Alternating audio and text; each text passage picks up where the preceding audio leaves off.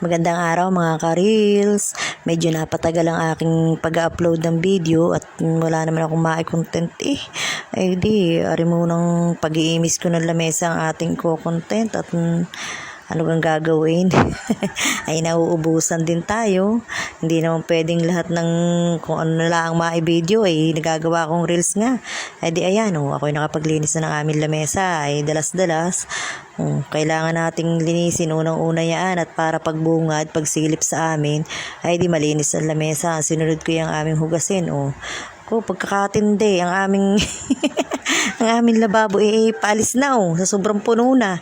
Ay talagang inuna ko din ang mga baso at saka tasa at nang lumuag-luag, kahirap baga Ay hindi ko na alam kung ano aking uunahin diyan ang aking mga anak na inutusan ko nung gabi maglinis ng aming lababo ay hindi baga nagawa. Ay di kaya nung umaga ang lahat ng mga ginamit di ako na. At pag yan ay inutusan mo ay baka hindi lahat mahugasan.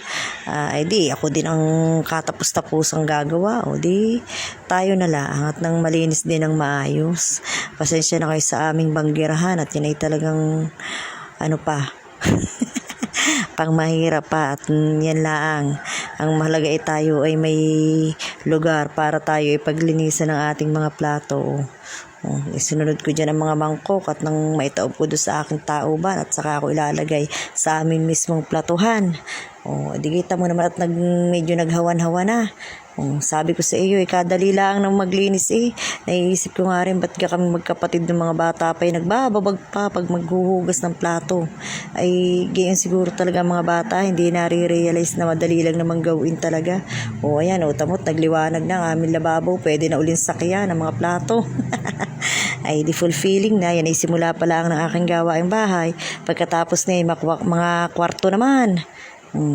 Di masaya na uli. Salamat po sa inyong panonood.